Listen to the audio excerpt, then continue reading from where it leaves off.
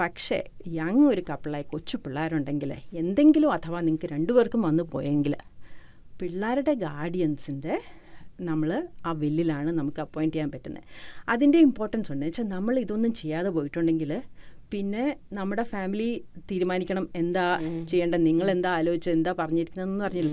അതുകൊണ്ടാണ് ഞാൻ എപ്പോഴും പറയുന്നത് യങ് കപ്പിൾ പിള്ളേരുണ്ടെങ്കിൽ വില്ലെഴുതൂ. ഈ പിള്ളേരുടെ കാര്യമെങ്കിലും മൈനേഴ്സ് ആയിട്ടിരിക്കുമ്പോഴത്തേക്ക് ആരാണ് ഇവർ നോക്കണ്ടേ എന്നിട്ട് അവരോട് സംസാരിക്കുക, അവരോട് പറഞ്ഞു വെക്കൂ. I mean a coma, I lost my mental capacity, I cannot direct you. അപ്പോൾ ഈ power of attorney ceases to have value because the person who has appointed you, which is me, has lost my mental capacity. അതേസമയം enduring power of attorney ആണെങ്കിൽ it is valid even if I don't have mental capacity. നാട്ടിൽ പൊതുവേ പറയും വില്ലുണ്ടായ ഉടനെ മരിക്കും. ആ ഒരു myth നമ്മൾ ഡീബങ്ക് ചെയ്യേണ്ട സമയമായിട്ടുണ്ട്, പ്രത്യേകിച്ച് നമ്മൾ ഇവിടെയൊക്കെ താമസിക്കുമ്പോൾ. അതെ വളരെ നന്നായി എന്നോട് സിന്ധു ചോദിച്ചത്. ഞാൻ ഭയങ്കര ഒരു പാഷനറ്റ് ആയിട്ടുള്ള ഒരു കാര്യം എനിക്കത് വെച്ചിട്ടുണ്ടെങ്കിൽ പല കാര്യങ്ങളും നമ്മുടെ നാട്ടിൽ നമ്മൾ മാത്രമല്ല കേട്ടോ, ഞാനിത് സംസാരിച്ച് വരുമ്പോഴത്തേക്ക് നമ്മളെപ്പോലെ തന്നെയാണ് ചൈനയിൽ നിന്നുള്ള ആൾക്കാരും ഇതുപോലെ തന്നെ. അതേ അപ്പം ഞങ്ങൾ ചിരിക്കും, നമ്മൾ മാത്രം അവിടെ ഇതാണ് വിശ്വാസം.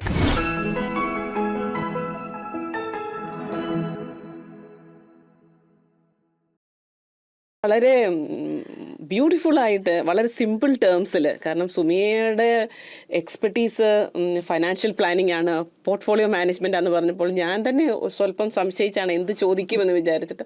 പക്ഷെ വളരെ സിമ്പിളായിട്ടാണ് സുമി ഞങ്ങൾക്കിത് എക്സ്പ്ലെയിൻ ചെയ്തു തന്നത്. എങ്ങനെയാണ് ഇതിലേക്ക് സുമി ഈ ഒരു ഫീൽഡിലേക്ക് വരുന്നതും ഇത്രത്തോളം ഒരു എക്സ്പെർട്ടീസ് ഇതിലേക്ക് വരുന്നതും? Thank you. അത് ശരിക്കും പറഞ്ഞിട്ടുണ്ടെങ്കിൽ നമ്മളൊക്കെ എനിക്കൊന്ന് കുറേയൊക്കെ നമ്മളൊക്കെ വരുന്നത് sometimes you fall into it എന്ന് പറയുന്ന പോലെ. ഇപ്പം എൻ്റെ കരിയർ വൈസ് എന്താ പറ്റിയെന്ന് വെച്ചിട്ടുണ്ടെങ്കിൽ ഞാൻ പഠിച്ചതൊക്കെ നാട്ടിലായിരുന്നു, കൊമേഴ്സ് ആയിരുന്നു. ആക്ച്വലി അല്ല, ഞാൻ സയൻസാണ് ചെയ്തത്. പക്ഷേ കൊച്ചിൻ യൂണിവേഴ്സിറ്റിയിൽ നിന്ന് MBA കഴിഞ്ഞു. അത് കഴിഞ്ഞ് ഞാൻ ന്യൂസിലൻഡിലേക്ക് വരിക ചെയ്തത്. അപ്പം ജോലി ചെയ്യാൻ തുടങ്ങിയത് ന്യൂസിലൻഡിലാണ്. അങ്ങനെ ഇവിടെ വന്ന് നമുക്കറിയാലോ ജോലി അന്വേഷിച്ച് നടക്കുമ്പോഴത്തേക്ക് അപ്പം ഏറ്റവും ന്യൂസിലൻഡിലെ ഏറ്റവും വലിയ സെക്ടറായിട്ടുള്ള ഒരെണ്ണമാണ് ഫൈനാൻഷ്യൽ സർവീസസ്. ഇവിടെ വളരെ ഓപ്പർച്യൂണിറ്റീസ് കുറേ ഉള്ള ഒരു സെക്ടറാണല്ലോ. അങ്ങനെ വന്ന് ഞാൻ ജോയിൻ ചെയ്തത് AMP എന്ന് പറഞ്ഞൊരു കമ്പനിയിലാണ് ആദ്യം ജോയിൻ ചെയ്തത്. എന്നിട്ട് ഫൈനാൻഷ്യൽ അഡ്വൈസറായിട്ടാണ് ആദ്യത്തെ ജോലി ചെയ്തത്. ദെൻ പിന്നെ ഉണ്ടായത് വെച്ചിട്ടുണ്ടെങ്കിൽ അവിടുന്ന് ഞാൻ രണ്ടാമത് മാറിയത് ഗാർഡിയൻ ട്രസ്റ്റ് എന്ന് പറഞ്ഞൊരു കമ്പനിയിലേക്കായിരുന്നു. ആൻഡ് ദാറ്റ് വാസ് അഗെയിൻ ഇതുപോലെ തന്നെ അവരും ഇൻവെസ്റ്റ്മെൻറ്റ്സ് മാനേജ് ചെയ്യുന്നുണ്ടായിരുന്നു. പിന്നെ അലോങ് സൈഡ് എസ്റ്റേറ്റ് പ്ലാനിങ്, അതെന്ന് വെച്ചാൽ നമ്മൾ ഫാമിലി ട്രസ്റ്റും വിൽസും അങ്ങനെയൊക്കെ പറഞ്ഞിട്ട് again the impact it had on people's lifes I felt like that was a very important part for me. അതുകൂടാതെ engaging with people. So the combination of what I was doing and the connection with people, which I love doing. I love being with people. രണ്ട് component ഒന്നിച്ച് വന്നപ്പോൾ അങ്ങനെയാണ് ഇത് കയറിയത്. അത് പിന്നെ I started enjoying and it started doing well. അപ്പോൾ പിന്നെ ഞാൻ ഇവിടെ വന്ന് പഠിച്ചു. ഇവിടെ വന്നിട്ട് പിന്നെ മാസി യൂണിവേഴ്സിറ്റിയിൽ സർട്ടിഫൈഡ് ഫൈനാൻഷ്യൽ പ്ലാനർ ആകാൻ വേണ്ടിയിട്ട് ഒരു ഗ്രാജുവേറ്റ് പ്രോഗ്രാം ഉണ്ട്, അത് ചെയ്യണം. And then you get mentored for 2 years and then you get certified. എന്നിട്ട് and then every year നമ്മൾ CPD, നമ്മൾ അക്കൗണ്ടൻസ് ഒക്കെ ചെയ്യുന്ന പോലെ CPD പോയിന്റ്സ് അങ്ങനെ വെച്ചിട്ട് യു ക്യാരി ഓൺ. അങ്ങനെ അത് I studied while I was working and then became A certified financial planning അങ്ങനെ. ആൻഡ് അവിടുന്ന് പിന്നെ around 6-7 years ago, as I was working in Guardian Trust, എന്താ പറ്റുക, one of my things was നമ്മൾ വില്ല് ഒരാൾ മരിച്ചു കഴിയുമ്പോഴത്തേക്ക് part of my job was to distribute the estate to the beneficiaries. അപ്പം നമ്മൾ you talking to the family, you telling them you mamma your dad this is what they have said in the will, മക്കൾക്ക് ഇത്ര ഷെയറിൽ എല്ലാവർക്കും കൊടുക്കുന്നു എന്നൊക്കെ പറഞ്ഞിട്ട് നമ്മൾ പല ആൾക്കാരെ അങ്ങനെ ആ ഒരു വർക്കിൽ you meet people from all walks of life, വളരെ റേഞ്ചിൽ. The one thing I noticed was, so mind you, most of the people I'm talking to or the client മരിച്ചു പോയെന്ന് in 80s 90s ആണെന്ന് വെച്ചു. അവരുടെ മക്കൾ എന്ന് പറയുമ്പോഴത്തേക്ക് 60s 70s ഉള്ളവരായിരിക്കും. ഇപ്പോൾ 50s അങ്ങനെ വെച്ചാൽ ഇത് ഇവിടെ ഉള്ള കൂടുതൽ കിവീസ് ആണെന്ന് വെച്ചു, യൂറോപ്യൻ അങ്ങനത്തെ ലാംഗ്വേജ്. പക്ഷേ one thing that came out through my interactions was how confident the sons were, or how well the engagement that you had, the questions they had, or they had a plan of what they were going to do with the money. And when it was a daughter, and it could be that generation as well, they always had, they weren't that engaged. ഒന്നെങ്കിൽ അവരുടെ ഒന്നെങ്കിൽ brothers ആയിരിക്കും, അല്ലെങ്കിൽ അവരുടെ പാർട്ട്നേഴ്സോ husbands ആയിരിക്കും, അങ്ങനെ. അപ്പം എന്നിട്ട് അവർ അഥവാ സിംഗിളാണ്, ഡിവേഴ്സ്ഡ് ആണെങ്കിലും they didn't know, they were not very confident about what they were going to do with the money. ആ ഒരു സെൻസ് ഓഫ് ഗ്രേ ഏരിയ ആയിട്ട് ഒരു ഗ്രേ ഏരിയ, അതെ, ഒരു ലാക്ക് ഓഫ് കോൺഫിഡൻസ് തോന്നി കേട്ടോ. അപ്പം അത് it was like A theme. പക്ഷേ ഇറ്റ്സ് എ ഹോൾ റേഞ്ച് എപ്പോഴും കേട്ടോ. You have people who are you have പക്ഷേ മെജോറിറ്റി അതെ എപ്പോഴും ഉണ്ട്.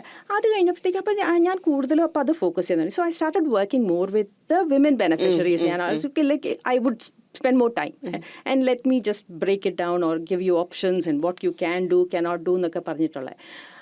അപ്പം ഞാൻ ഈ ഫൈനാൻഷ്യൽ പ്ലാനർ ആയിട്ടുള്ള സർട്ടിഫിക്കേഷൻ ഉണ്ട്. അപ്പോൾ എല്ലാ കാര്യങ്ങളും സംസാരിക്കാം.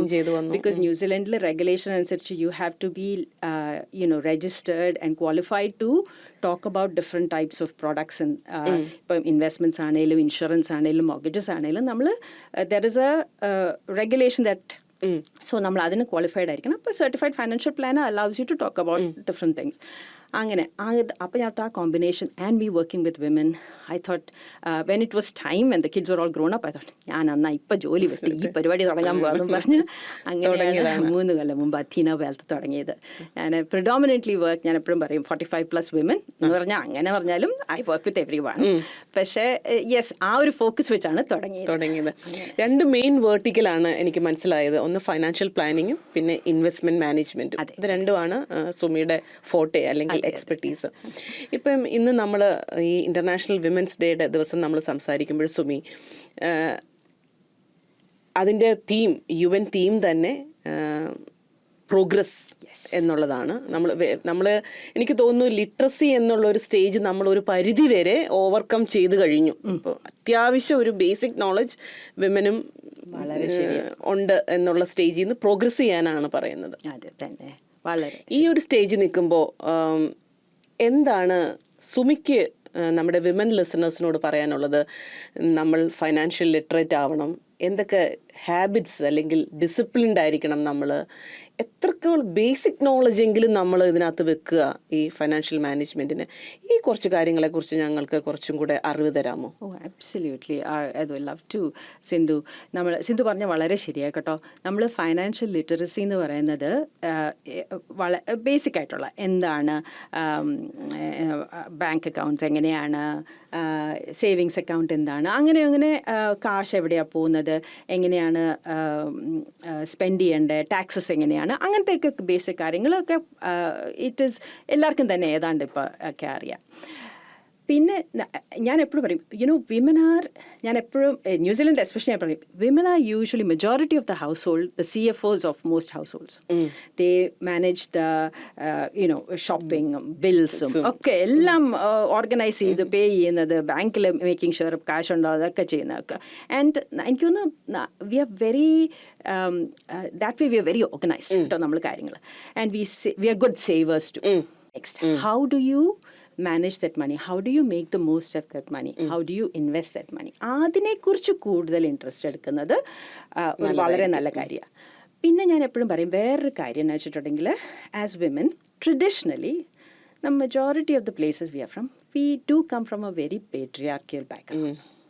ഇപ്പോൾ നമ്മൾ ഫാമിലീസ് ആണെങ്കിലും majority of the time the male members are the people who have been managing money, investing money, കാര്യങ്ങൾ നോക്കുന്നതും മേജർ ഇപ്പോൾ ഒരു അഡ്വൈസേഴ്സ് ഉണ്ട്, ഒക്കെ സംസാരിക്കുന്നത്, ഡീൽസ് ചെയ്യുന്നത് ഒക്കെ ആണുങ്ങളാണ് സാധാരണ ചെയ്യുന്നത്.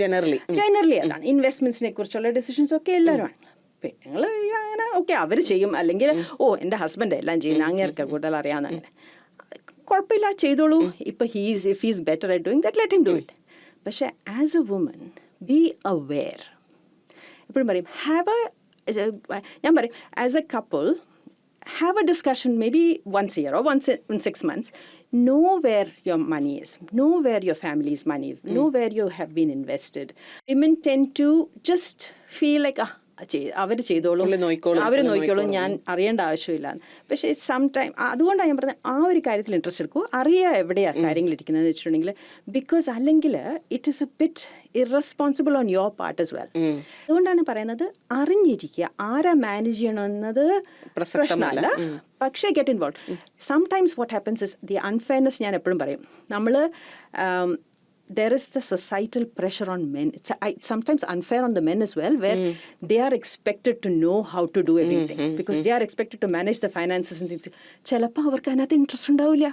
And among the couple, maybe it is the woman who is more financially, skills wise, we are all on a spectrum. So not all of us have all the skills at the same time. Maybe when you're a couple, it might be the woman who's ചിലപ്പോൾ ഒരു flare കൂടുതൽ ഉണ്ടാവാം. Exactly, she's the one who's more analytical and more aware of investments, and the husband is skilled at other things. അങ്ങനെ വരുമ്പോഴത്തേക്ക് maybe it is a wife who should be doing that. And so ഞാൻ പറയുന്ന പോലെ it is that unfairness of putting a pressure on gender based നമ്മൾ Rolls define ചെയ്യുമ്പോഴത്തേക്ക് sometimes it's unfair. And അതുകൊണ്ട് have a talk, always have discussion, be aware of where things are. എങ്ങനെയാണ് ഇവിടെ ന്യൂസിലൻഡിൽ നമ്മുടെ നാട്ടിലെ പോലാണോ വില്ലുണ്ടാക്കാൻ പറ്റുമോ, എങ്ങനെയാണ് അതിന്റെ പ്രൊസീജിയേഴ്സ്? കാരണം നമ്മുടെ നാട്ടിൽ പൊതുവേ പറയും വില്ലുണ്ടായ ഉടനെ മരിക്കും. ആ ഒരു മിത്ത് നമ്മൾ ഡീബങ്ക് ചെയ്യേണ്ട സമയമായിട്ടുണ്ട്, പ്രത്യേകിച്ച് നമ്മൾ ഇവിടെയൊക്കെ താമസിക്കുമ്പോൾ. അത് വളരെ നന്നായി എന്നോട് സിന്ധു ചോദിച്ചത്. ഞാൻ ഭയങ്കര ഒരു പാഷനറ്റ് ആയിട്ടുള്ള ഒരു കാര്യം എനിക്കത് വെച്ചിട്ടുണ്ടെങ്കിൽ പല കാര്യങ്ങളും നമ്മുടെ നാട്ടിൽ നമ്മൾ മാത്രമല്ല കേട്ടോ, ഞാനിത് സംസാരിച്ച് വരുമ്പോഴത്തേക്ക് നമ്മളെപ്പോലെ തന്നെയാണ് ചൈനയിൽ നിന്നുള്ള ആൾക്കാരും ഇതുപോലെ തന്നെ. അത് അപ്പം ഞങ്ങൾ ചിരിക്കും, അത് നമ്മൾ മാത്രമല്ല, അവിടെ ഇതാണ് വിശ്വാസം. അതെനിക്കൊന്ന് കുറേയൊക്കെ ഇങ്ങനത്തെ ഓരോ സൂപ്പർസ്റ്റിഷൻ ഇങ്ങനെ വന്ന് അവിടെ സംസാരിക്കില്ല. ഇല്ലെന്ന് പറയുന്ന ഒരു കാര്യം, if you are a young person on your own, കല്യാണം കഴിച്ചിട്ടില്ല, ഒന്നുമില്ല എന്ന് വെച്ചോ, പക്ഷേ കിവി സേവർ ഉണ്ടെന്ന് വെച്ചോളൂ. കിവി സേവറിൻ്റെ ബാലൻസ് 15,000 കൂടി കഴിഞ്ഞിട്ടുണ്ടെങ്കിൽ വില്ലിലെ വഴി വേണം അത് മറ്റൊരാൾക്ക് കൊടുക്കാൻ. 15,000 താഴെയാണെങ്കിൽ സാധാരണ you don't have to go through a whole process. അത് usually easily it can be collected and given to a beneficiary and things. അല്ല, ഒരു കുടുംബമായിട്ട് ജീവിക്കുന്നവർക്കാണ്. അപ്പൊ ഞാൻ പറയുന്നത് സിംഗിൾ ആയിട്ടുള്ളവർ പറയും ഞാൻ തനിച്ചല്ലേ ഉള്ളൂ, എന്തിനാ വില്ല്, എനിക്ക് ആവശ്യമൊന്നും ഇല്ല എന്ന് പറയും. പക്ഷെ നമ്മൾ അത് കൊടുത്തില്ലെങ്കിൽ ആ കിവി സേവർ ബാലൻസ് നിങ്ങളുടെ പേരൻസിന് എടുക്കണമെങ്കിൽ തന്നെ ഭയങ്കര തലവേദന. You have to go through a legal channel. അപ്പം അതിൻ്റെ ഇമ്പോർട്ടൻസ് ഉണ്ട്. അപ്പം even if you are single, the will is important. If you are a young couple, കൂടുതൽ സമയം നമ്മൾ ആലോചിക്കും, യങ് ആയിട്ട് നമ്മൾ ന്യൂലി മാരീഡ് ആണ്, കൊച്ചു പിള്ളേരുണ്ട്, വെൽത്ത് ആയിട്ടൊന്നും ഉണ്ടാവില്ല, നമ്മൾ വീട് മേടിച്ചു, വലിയൊരു മോർഗേജ് ഉണ്ട്, പൈസയായിട്ട് ആ വെൽത്തൊന്നും എന്തിനാണ് നമ്മൾ ഈ വില്ല് എഴുതുന്നത്, എന്ത് കൊടുക്കാനാണ് ആർക്കും ഇത്രയും വലിയ മോർഗേജ്. പക്ഷേ അങ്ങനെ ഇരിക്കുമ്പോഴും വില്ലിൻ്റെ ഇമ്പോർട്ടൻസ് വരുന്നത് എപ്പോഴാന്ന് വെച്ചിട്ടുണ്ടെങ്കിൽ വില്ല് വഴിയാണ് നമ്മൾ പിള്ളേരുടെ ഗാർഡിയൻസിനെ അപ്പോയിൻറ്റ് ചെയ്യുന്നത്. അപ്പം നമ്മൾ അഗൈൻ ഒന്നാമതേ നമ്മളിപ്പോൾ ഒരു വീടുണ്ടെങ്കിൽ തന്നെ ഒരു അസറ്റ് ആയില്ലേ, അതും ചിലപ്പോൾ ജോയിൻറ്റിൽ നമ്മൾ പറയും ജോയിൻറ്റ് നെയിംസിലാണ് വീട്. അപ്പോൾ എനിക്ക് എന്തെങ്കിലും വന്നിട്ടുണ്ടെങ്കിൽ ഓട്ടോമാറ്റിക്കലി മറ്റേയാളുടെ പേരിലും അത് ശരിയാണ്, അത് വില്ലിൻ്റെ ആവശ്യം വരുന്നില്ല. പക്ഷേ യങ് ഒരു കപ്പിളായി കൊച്ചു പിള്ളേരുണ്ടെങ്കിൽ എന്തെങ്കിലും അഥവാ നിങ്ങൾക്ക് രണ്ടുപേർക്കും വന്നു പോയെങ്കിൽ പിള്ളേരുടെ ഗാർഡിയൻസിൻ്റെ നമ്മൾ ആ വില്ലിലാണ് നമുക്ക് അപ്പോയിൻറ്റ് ചെയ്യാൻ പറ്റുന്നത്. അതിൻ്റെ ഇമ്പോർട്ടൻസ് ഉണ്ട് വെച്ചാൽ നമ്മൾ ഇതൊന്നും ചെയ്യാതെ പോയിട്ടുണ്ടെങ്കിൽ പിന്നെ നമ്മുടെ ഫാമിലി തീരുമാനിക്കണം എന്താ ചെയ്യേണ്ടത്, നിങ്ങൾ എന്താ ആലോചിച്ച് എന്താ പറഞ്ഞിരിക്കുന്നതെന്ന് പറഞ്ഞില്ല. അതുകൊണ്ടാണ് ഞാൻ എപ്പോഴും പറയുന്നത്, യങ് കപ്പിൾ പിള്ളേരുണ്ടെങ്കിൽ വില്ല് എഴുതൂ. ഈ പിള്ളേരുടെ കാര്യമെങ്കിലും മൈനേഴ്സ് ആയിട്ടിരിക്കുമ്പോഴത്തേക്ക് ആരാണ് ഇവർ നോക്കണ്ടേ എന്നിട്ട് അവരോട് സംസാരിക്കുക, അവരോട് പറഞ്ഞു വെക്കൂ. പിന്നെ നമ്മൾ of course as your wealth gross it is all the more important because എല്ലാ രാജ്യങ്ങളിലും പോലെ ഇവിടെയുണ്ട്, നമ്മൾ വില്ലില്ലാണ്ട് മരിക്കുകയാണെങ്കിൽ ദർ ഇസ് എ ഇൻറ്റെസ്റ്റേറ്റ് എന്ന് പറയും, വില്ലില്ലാണ്ട് മരിക്കുമ്പോൾ. അപ്പോൾ അതിന് ഗവൺമെൻറ്റിൻ്റെ അഡ്മിനിസ്ട്രേഷൻ ആക്ട് വഴി ഇന്ന രീതിയിൽ ഡിവൈഡ് ചെയ്യണോ എന്നുള്ളൊരു റൂളുണ്ട്. For example, if you have assets and you die without a will, I think it is ഒരു lump sum amount goes to your spouse from what you have. എന്നിട്ട് 1/3 of what your assets, all your assets will go to the spouse and 2/3 go to your children. അതായിരിക്കില്ല നമ്മൾ ചിലപ്പോൾ plan ചെയ്യുന്നത്. പിള്ളേർ miners ആണെങ്കിൽ അതൊരു trust ആയിട്ട് നിൽക്കും. അപ്പോൾ you are complicating the structure of the assets. അതുകൊണ്ട് അൺനെസസറി കോംപ്ലിക്കേഷന് ലീഗൽ കോസ്റ്റും ഒക്കെ ഉണ്ടാവും അങ്ങനെയൊക്കെ വരുമ്പോഴത്തേക്ക്. അതുകൊണ്ടാണ് വില്ല് ഏത് ഒരു സ്റ്റേജിലാണേലും ഇറ്റ് ഇസ് ഇമ്പോർട്ടൻറ്റ്. അതെ, വളരെ. എന്നിട്ട് ദർ ഇസ് എ ഗവൺമെൻറ്റിൻ്റെ ഒരു it's is not fully control by the government, പക്ഷേ പബ്ലിക് ട്രസ്റ്റ് ഗവൺമെൻറ്റിൻ്റെ ഒരു ഓർഗനൈസേഷനാണ്. അവർക്കൊരു ഓൺലൈൻ പോർട്ടലുണ്ട്, അതിനകത്ത് വേണേൽ പോയി ചെയ്യാം. അല്ലെങ്കിൽ ലോയേഴ്സിനെ പരിചയമുണ്ടെങ്കിൽ അവിടെ പോയി ചെയ്യാം. അങ്ങനെ വില്ല് ചെയ്യാനുള്ള പല ഓപ്ഷൻസും ഉണ്ട്. പക്ഷെ അത് ചെയ്തു വെക്കുന്നത് എപ്പോഴും വളരെ നല്ലൊരു കാര്യമാണ്. സുമി, ഈ വില്ലെന്ന് പറയുമ്പോൾ എന്തൊക്കെ കാര്യങ്ങൾ നമ്മുടെ നാട്ടിലെ പോലുള്ള എല്ലാ ആസ്പെക്ട്സും കവർ ചെയ്യുമോ, അതോ ലിമിറ്റേഷൻ ഉണ്ടോ ഇവിടെ? വില്ലിൽ നമ്മുടെ പേരിലുള്ള എന്താണ് അസറ്റ്സ് ഉള്ളതെന്ന് വെച്ചാൽ അതാണ് നമ്മുടെ വില്ലിനകത്ത് പെടുള്ളൂ. അഥവാ ഇപ്പം നമ്മൾ വീടൊക്കെ ജോയിൻറ്റ് നെയിംസിലാണെങ്കിൽ, എന്തെങ്കിലും ജോയിൻറ്റ് നെയിംസിലുണ്ടെങ്കിൽ അത് നമ്മൾ ഒരാൾ മരിക്കുമ്പോൾ ഓട്ടോമാറ്റിക്കലി മറ്റേയാളുടെ പേരിലേക്കാകും. നോമിനി വെച്ചാലും ഇല്ലെങ്കിലും അത് വീട് ഓൺ ചെയ്യുന്നത് ഓണർഷിപ്പ് ആണേലും ഇപ്പം നമ്മൾ ജോയിൻറ്റ് ഓണർഷിപ്പ് രണ്ട് രീതിയിൽ ചെയ്യാം. ഇപ്പം സിന്ധു ചോദിച്ച വളരെ നല്ലൊരു ക്വസ്റ്റനാണ്. രണ്ട് രീതിയിൽ ഓൺ ചെയ്യാം. ജോയിൻറ്റ് നെയിംസ് നമ്മൾ വിച്ച് ഇസ് വാട്ട് മെജോറിറ്റി നമ്മൾ കപ്പിളായിട്ട് നമ്മൾ മേടിക്കുമ്പോൾ ജോയിൻറ്റ് നെയിംസിലാണ് ഓൺ ചെയ്യുന്നത്. അതാണ് ഒരാൾ മരിക്കുമ്പോഴത്തേക്ക് മറ്റേയാളുടെ പേരിലേക്ക് ഓട്ടോമാറ്റിക്കലി ട്രാൻസ്ഫർ ആവും. ചില സിറ്റുവേഷൻസിൽ അഥവാ നമ്മളിപ്പോൾ രണ്ട് ഫ്രണ്ട്സ് ആണെന്ന് വെച്ചു, ഫ്രണ്ട്സായിട്ട് നമ്മൾ മേടിക്കുകയാണ്, നമ്മൾ രണ്ടുകൊണ്ട് കാശിട്ടൊരു വീട് മേടിക്കുക. പക്ഷേ നമ്മുടേതായത് ഫാമിലി വേറെ ഉണ്ടായിരിക്കും, നമ്മുടെ സിസ്റ്റേഴ്സ് സിബ്ലിങ്സ് ഉണ്ടാകും, ഫാമിലി വേറെ ഉണ്ടാകും. അങ്ങനെ വരുമ്പോഴത്തേക്ക് അഥവാ ഞാനാണ് ആദ്യം മരിക്കുന്നതെങ്കിൽ എൻ്റെ ഷെയർ എൻ്റെ ഫാമിലിക്ക് പോകണമെന്ന് എനിക്ക് ആഗ്രഹം ഉണ്ടാവില്ലേ. അങ്ങനെ വരുമ്പോഴത്തേക്ക് ടെനൻസ് ഇൻ കോമൺ എന്ന് പറഞ്ഞിട്ട് രജിസ്റ്റർ ചെയ്യാം. അങ്ങനെ വരുമ്പം ജോയിൻറ്റ് നെയിംസിലാകൂല. എൻ്റെ 50% ഷെയർ എൻ്റെ പേരിലായിരിക്കും, സിന്ധുവിൻ്റെ 50% ഷെയർ എൻ്റെ പേരിലായിരിക്കും. അഥവാ ഞാൻ മരിക്കുമ്പം എൻ്റെ 50% share becomes part of my will or becomes part of my estate. എന്നിട്ട് then either we sell the property and we go the, അങ്ങനെ റിസോൾവ് ചെയ്യാൻ പറ്റും. അപ്പം വില്ലിൽ പെടുന്നത് ഒരാളുടെ പേരിൽ ഓൺ നെയിമിലുള്ള ആസറ്റ്സ് ആണ്. അപ്പം കൂടുതൽ ഞാനിപ്പം നമ്മളൊരു കപ്പിളിൻ്റെ സിറ്റുവേഷനിലാണല്ലോ നമ്മൾ ന്യൂസിലൻഡ്, നമ്മുടെ മലയാളി നമ്മൾ വരുന്നതൊക്കെ നമ്മൾ ഫാമിലി ആയിട്ട് ആണല്ലോ വരുന്നത്. അങ്ങനെ ഒരു സിറ്റുവേഷൻ വരുമ്പോഴത്തേക്ക് ഇപ്പോൾ ഒരു കപ്പിളാണ്, പിള്ളേരൊക്കെ ആയിട്ട് അഥവാ എന്തെങ്കിലും വന്നു പോയിട്ടുണ്ടെങ്കിൽ വീട് യൂഷ്വലി ജോയിൻറ്റ് നെയിംസിൽ മറ്റേയാളുടെ പേരിലേക്ക് പോകും. അപ്പം നമ്മുടെ വില്ലിനകത്ത് പെടുന്നത് കിവി സേവർ ആയിരിക്കും ഏറ്റവും വലിയ ആസറ്റ്. ബിക്കോസ് ന്യൂസിലൻഡിൽ ലോകത്ത് പല സ്ഥലങ്ങളിലും സൂപ്പർ ആനുവേഷൻ നമുക്ക് ബെനിഫിഷ്യറീസിന് ചിലപ്പോൾ പേര് കൊടുക്കാൻ പറ്റും, നോമിനിയായിട്ട് അപ്പോയിൻറ്റ് ചെയ്യാൻ പറ്റും. അങ്ങനെ വരുമ്പോഴത്തേക്ക് എന്തെങ്കിലും വന്നു പോയിട്ടുണ്ടെങ്കിൽ നോമിനിയുടെ ക്യൂ പോവും. ന്യൂസിലൻഡിലെ കിവി സേവറിൽ ആ ഒരു പ്രൊവിഷൻ ഇല്ല. അതുകൊണ്ട് ഓട്ടോമാറ്റിക്കലി അത് നമ്മുടെ എസ്റ്റേറ്റ് ആയിട്ട് മാറും. വില്ലിൻ്റെ കുറിച്ച് ഡിസ്കസ് ചെയ്യുമ്പോഴത്തേക്ക് നമ്മൾ വില്ലിൽ പെടുന്നത് നമ്മുടെ പേരിൽ ഓൺ നെയിമിൽ എന്താ ഉള്ളത്, അത് ഈ കിവി സേവർ ആകാം, ചിലവർ ഷെയർസീസ് അക്കൗണ്ട് ചിലപ്പം സ്വന്തമായിട്ട് പേരിലാകാം, ചിലപ്പം ഇൻവെസ്റ്റ്മെൻറ്റ്സ് ആകാം, അങ്ങനെ എന്ത് വേണേലും ആകാം. അല്ലെങ്കിൽ ഇൻവെസ്റ്റ്മെൻറ്റ് പ്രോപ്പർട്ടി എങ്ങനെയാണ്, ചിലപ്പം പലരും നമ്മളിപ്പോൾ ഇൻവെസ്റ്റ്മെൻറ്റ് പ്രോപ്പർട്ടി കമ്പനി സെറ്റപ്പ് ചെയ്തിട്ട് മേടിക്കാറുണ്ടല്ലോ. അപ്പോൾ ആ കമ്പനിയിൽ ചിലപ്പം 50% ഷെയർ ആണെങ്കിൽ ആ ഷെയർ ചിലപ്പം വില്ല് വഴി വരും. അങ്ങനെയൊക്കെ അത് ഒരാളുടെ പേരിൽ എന്താണെന്ന് വെച്ചാൽ അതനുസരിച്ച് അതാണ് വില്ലിൽ പെടുന്നത്. ഇതുപോലെ തന്നെ സിമിലറായിട്ട് നമ്മൾ ചിന്തിക്കേണ്ട ഒരു കാര്യമല്ലേ പവർ ഓഫ് അറ്റോർണി. കാരണം ഇപ്പം നാട്ടിലിപ്പോൾ ഹസ്ബൻഡിൻ്റെ അസുഖം പെട്ടെന്ന് വന്നു, അല്ലെങ്കിൽ വൈഫിനൊരു അസുഖം വന്നു, പെട്ടെന്ന് നമ്മുടെ നെക്സ്റ്റ് ഓഫ് കിന്നിന് നമ്മളെ ഹെൽപ്പ് ചെയ്യാൻ പറ്റും മെഡിക്കൽ അഡ്വൈസിൻ്റെ കാര്യത്തിൽ. അയ്യോ, വളരെ ഇമ്പോർട്ടൻ്റ്. അത് സിന്ധു പറഞ്ഞ വെരി ഇമ്പോർട്ടൻറ്റ് പോയിന്റ് ആണ് കേട്ടോ. നമ്മൾ അതിനെക്കുറിച്ച് ആലോചിക്കത്തില്ല, അല്ലെങ്കിൽ എപ്പോഴും ആലോചിക്കുന്ന പ്രായമായി കഴിഞ്ഞിട്ട് മതിയില്ലേ ഈ പവർ ഓഫ് അറ്റോർണിയൊക്കെ ഇപ്പോൾ എന്തിനാന്നുള്ളതെന്നുള്ള. I am so happy you discussing this എന്നുള്ളത്. എന്ന് വെച്ചാൽ ഞാൻ എല്ലാവരോടും ഇത് പറഞ്ഞതാണ്. പവർ ഓഫ് അറ്റോർണി ന്യൂസിലൻഡിൽ രണ്ട് തരമുണ്ട്. ഒന്ന് നമ്മുടെ അവർ പറയുന്ന power of attorney for property എന്നാണ്. ആൻഡ് ബേസിക്കലി പ്രോപ്പർട്ടി എന്ന് പറഞ്ഞാലും പ്രോപ്പർട്ടി അല്ല, ഓൾ ഫൈനാൻഷ്യൽ അഫെയർസ് ആണ് അത് ഉദ്ദേശിക്കുന്നത്. പിന്നെയുള്ളത് power of attorney for personal care and welfare, അത് നമ്മുടെ ഹെൽത്ത് നോക്കുന്നത്. വേറെ ഒരു ടേം നമ്മൾ പവർ ഓഫ് അറ്റോർണി ന്യൂസിലൻഡിൽ നോക്കുമ്പോഴേ the enduring power of attorney എന്നും പറഞ്ഞിട്ട് ഒരു വേർഡ് വരും. The difference between an enduring power of attorney and just a power of attorney is, power of attorney നമ്മൾ യൂസ് ചെയ്യുന്നത് മറ്റൊരാൾക്ക് നമ്മൾ പവർ കൊടുക്കുകയാണ് നമ്മുടെ കാര്യങ്ങൾ ചെയ്യാനായിട്ട്, നമ്മളായിട്ട് ചെയ്യാനായിട്ട്. അപ്പോൾ ഒരു ക്ലാസിക് എക്സാമ്പിൾ എന്താണെന്ന് വെച്ചിട്ടുണ്ടെങ്കിൽ, അഥവാ ഇപ്പോൾ ഞാൻ എങ്ങോട്ടെങ്കിലും ഹോളിഡേയ്സ്, ഇപ്പോഴത്തെ വളരെ അതിൻ്റെ ഓൺലൈൻ എല്ലാം ചെയ്യാൻ പറ്റും, എന്നാലും എവിടെയെങ്കിലും പോകാമെന്ന് വെച്ചു കുറേ കാലത്തേക്ക്. അപ്പോൾ ഞാൻ പറയാം, എനിക്കിപ്പം ഇവിടെയുള്ള കാര്യങ്ങളൊന്നും നോക്കാൻ പറ്റത്തില്ല. അപ്പോൾ സിന്ധു എൻ്റെ ഫ്രണ്ടാണ്, സിന്ധു ഇവിടെ ഉണ്ടാവുമെന്ന് എനിക്കറിയാം. അപ്പോൾ ഞാൻ സിന്ധുവിന് പവർ ഓഫ് അറ്റോർണി തരികയാണ്. അഥവാ എനിക്ക് എന്തെങ്കിലും പ്രോപ്പർട്ടി എന്തെങ്കിലും ഇഷ്യൂ വരുമോ അല്ല ബാങ്ക് എന്തെങ്കിലും അന്വേഷിക്കുകയാണെങ്കിൽ you can manage everything and make all the payments and everything on my behalf. Enduring power of, പക്ഷേ ആ ഒരു അപ്പോയിൻമെൻറ്റ് അഥവാ അവിടെ ഞാൻ ഈ ട്രാവൽ ചെയ്ത് പോയിക്കൊണ്ടിരിക്കുമ്പോഴത്തേക്ക് എനിക്ക് എന്തെങ്കിലും വന്ന് I mean a coma, I lost my mental capacity, I cannot direct you. അപ്പോൾ ഈ power of attorney ceases to have value because the person who has appointed you, which is me, has lost my mental capacity. അതേസമയം enduring power of attorney ആണെങ്കിൽ it is valid even if I don't have mental capacity.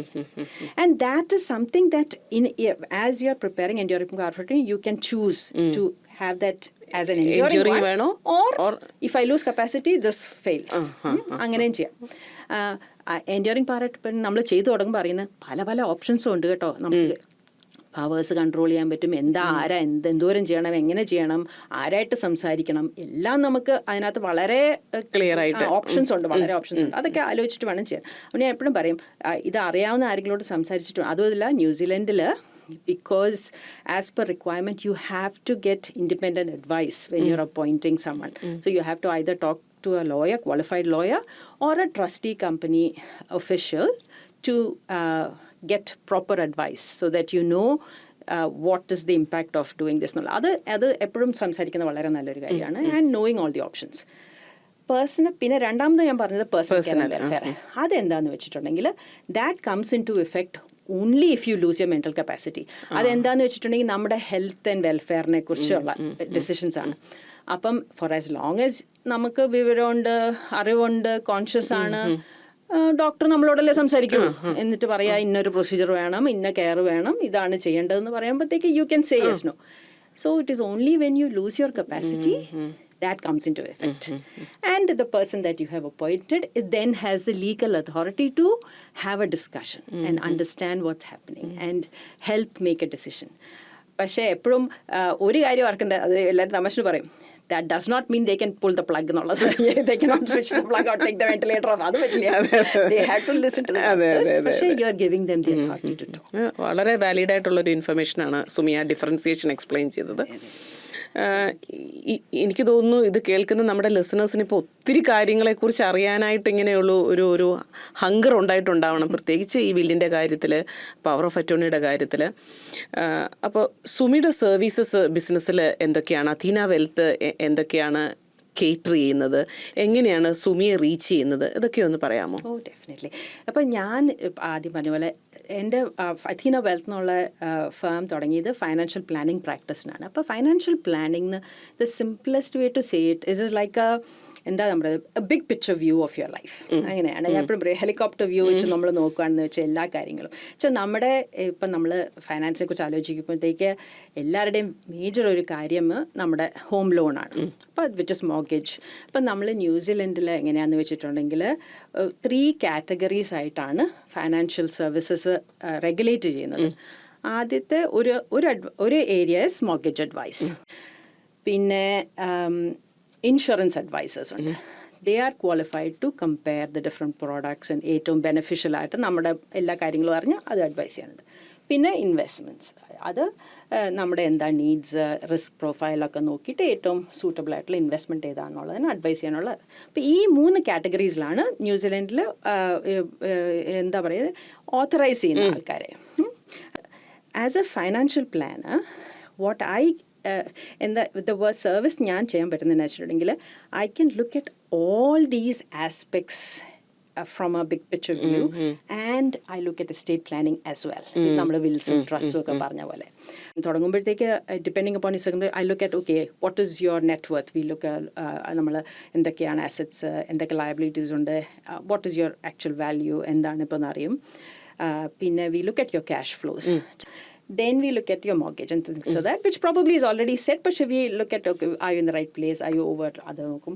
പിന്നെ നമ്മൾ then it is life scenario planning പറയും അതെന്ന് വെച്ചിട്ടുണ്ടെങ്കിൽ it is a very long term planning from where you are now to 100 years old. And then we translate all those things into financial terms and I do a projection. And that projection is usually supported by whatever assets you have, your cash flow, your surplus deficit ഒക്കെ വെച്ച് നോക്കിയിട്ട് we see how it pans out. So that is it. Then we look at what risks you're exposed to, which should something go wrong sometime in the future, will you be able to cope with it? And finally, estate planning. Villundo, എന്താ നിങ്ങളുടെ ആഗ്രഹം, power of attorney ഉണ്ടോ, ചിലവരുടെ family trust depending upon ബിസിനസ്സിലൊക്കെ ഉള്ളവരാണെങ്കിൽ അതിനെക്കുറിച്ച് സംസാരിക്കും, company സ്ട്രക്ചറിലാണോ എന്താണ്, അങ്ങനെ കുറേ കാര്യങ്ങൾ നോക്കിയിട്ട് എസ്റ്റേറ്റ് പ്ലാനിങ് നോക്കും. So anyway, as an outcome of all these different segments we've worked for, നമ്മളൊരു ആക്ഷൻ പ്ലാൻ ഉണ്ടാക്കും. അപ്പോൾ എന്താണ് ചെയ്യേണ്ടതെന്നുള്ള ഞാൻ പറഞ്ഞ പോലെ 45+ ആ ഒരു സ്റ്റേജ് ആകുമ്പോഴത്തേക്ക് മോർഗേജ് ഒക്കെ വളരെ കുറഞ്ഞു കാണും, പിള്ളേരൊക്കെ വലുതായി, മോർഗേജ് ഒക്കെ കുറഞ്ഞു, രണ്ടുപേരും they are still working, excess surplus പൈസയുണ്ട്. അപ്പോൾ ഇറ്റ് ഈസ് നമ്മൾ മുമ്പ് സംസാരിച്ച പോലെ വേറൊരു ഇൻവെസ്റ്റ്മെന്റ് പ്രോപ്പർട്ടി മേടിക്കണോ, അതെയോ നമ്മളൊരു മാനേജ് ഫണ്ട് ചെയ്യണോ, അതെയോ ഷെയർ സീസ് തുടങ്ങിയിട്ട് കുറേ ഷെയർസ് മേടിക്കണോ, അങ്ങനത്തെ ഒരു സിറ്റുവേഷൻ വരുമ്പോഴത്തേക്ക് that is sometimes another discussion. അവിടെയാണ് ഇൻവെസ്റ്റ്മെന്റ് മാനേജ്മെന്റ് കമ്പോണന്റ് വരുന്നത്. And we compare to see okay ഇങ്ങനെ ചെയ്യാനും പറ്റും, this is how you can do it, and then we have a conversation about that. പിന്നെ ഒരു കാര്യം സിന്ധു, ഞാൻ ഫൈനാൻഷ്യൽ പ്ലാനറായിട്ട് പ്രാക്ടീസ് സെറ്റപ്പ് ചെയ്തപ്പോൾ ഇൻഡിപെൻഡൻറ്റ് ഫൈനാൻഷ്യൽ പ്ലാനറായിട്ടാണ് ചെയ്യുന്നത്. അപ്പോൾ what it essentially means is I don't work for any of the banks or fund manager or N insurance company. അത് ഞാൻ സുമിയുടെ വെബ്സൈറ്റിലെ ഡിസ്ക്ലോഷർ സ്റ്റേറ്റ്മെന്റിൽ വായിച്ചു. സോ ഇപ്പം സിന്ധുവിന് ഏറ്റവും സൂട്ടബിൾ ആയിരിക്കില്ല എൻ്റെ അടുത്തൊരു ക്ലയൻറ്റിൻ്റെ കാര്യം. പക്ഷേ ബിക്കോസ് ഈ ഇൻഡിപെൻഡൻസ് ഉള്ളതുകൊണ്ട് I can say Sindhu this is the best for you. പക്ഷേ മറ്റുള്ള ആൾക്ക് സിന്ധുക്ക് അത് നല്ലതായിരിക്കും, പക്ഷേ that doesn't mean it is right for you because your circumstances are different, so something different is better for you. ആ ഒരു ഫ്രീഡം ഉണ്ട് നമുക്കത് ഇൻഡിപെൻഡൻ്റ് ആയിട്ട് പറയുമ്പോഴത്തേക്ക്. വളരെയധികം സന്തോഷം സുമി. ഇത്രത്തോളം എനിക്കിപ്പോൾ കേട്ടിട്ട് മനസ്സിലാക്കിയത് എൻ്റെ ടേക്ക് അവേ, നമുക്കൊരു ഡ്രീം ഉണ്ടെങ്കിൽ അത് ഈ പ്രായത്തിൽ ബിസിനസ് തുടങ്ങാനോ, അല്ല ചിലർക്ക് തോന്നാം റിട്ടയറിങ് ഇൻ സ്റ്റൈൽ അങ്ങനെ ആകാം, അല്ലെങ്കിൽ എനിക്ക് ട്രാവൽ ചെയ്യാനുള്ള എൻ്റെ എല്ലാ പ്ലാൻസും ഞാൻ എൻ്റെ റിട്ടയർമെൻറ്റ് സമയത്തേക്കിന് 65+ വെച്ചിട്ടുണ്ടാവാം. ഇങ്ങനെ എന്ത് തന്നെ ഡ്രീമാണെങ്കിലും അഥീന വെൽത്തിൽ വന്ന് സുമിത പോളിനെ കണ്ടാൽ ഒരു സൊല്യൂഷൻ എനിക്ക് കിട്ടുമെന്നുള്ളൊരു ഉറപ്പാണ് എനിക്ക് ഇത്രയും നേരം സുമിയെ കേട്ടിരുന്നപ്പോൾ ഈ ഇൻ്റർനാഷണൽ വിമൻസ് ഡേയിൽ എനിക്ക് കിട്ടിയ ടേക്ക് അവേ. അങ്ങനെ തന്നെ ആവട്ടെ നമ്മുടെ ലിസണേഴ്സിനും എന്ന് ഞാൻ ആശംസിക്കുന്നു. വളരെയധികം സന്തോഷം ഇത്രയും സിമ്പിളായിട്ട് ഈ ജാർഗൻസ് എല്ലാം ഞങ്ങളോട് എക്സ്പ്ലെയിൻ ചെയ്തതിലും ഇതിൻ്റെ റെലവൻസിനെ കുറിച്ച് ഞങ്ങളോട് എക്സ്പ്ലെയിൻ ചെയ്തതിലും വളരെ സന്തോഷം. Thank you Sindhu, thank you so much for the opportunity. വളരെ വളരെ സന്തോഷം.